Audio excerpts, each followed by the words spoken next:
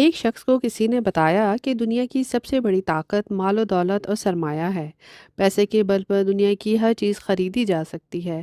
اس نے فیصلہ کر لیا کہ وہ بہت سارا مال و دولت جمع کرے گا اور دنیا میں ایک طاقتور انسان کے طور پر جانا جائے گا۔ آہستہ آہستہ اس کا پیسے جمع کرنے کا شوق بڑھتا گیا اور اس نے اپنی ضروریات تک کو قربان کر کے بہت سا پیسہ جمع کر لیا۔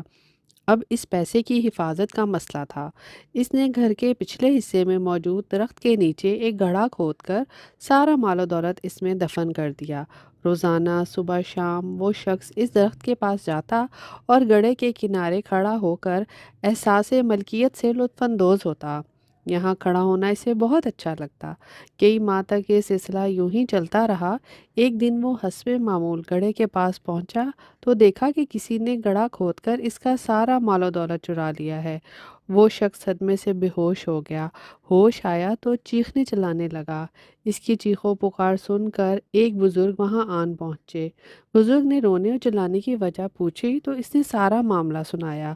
بزرگ نے کہا یہ تو کوئی مسئلہ ہی نہیں، اور وعدہ کیا کہ وہ کل اس کا مسئلہ سلجھا دیں گے۔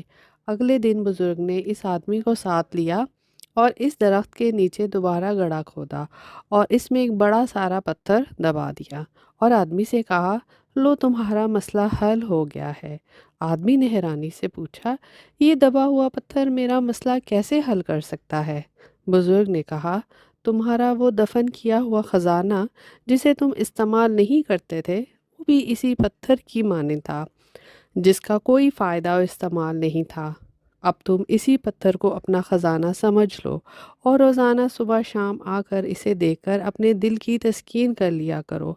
نہ تو تم نے وہ پیسہ خرچ کرنا تھا اور نہ ہی تم اس پتھر کو خرچ کر سکتے ہو، لہٰذا تمہارے لیے تو دونوں ایک سے ہیں۔ یاد رکھیں، طاقت پیسے میں نہیں بلکہ اس کے استعمال میں ہے۔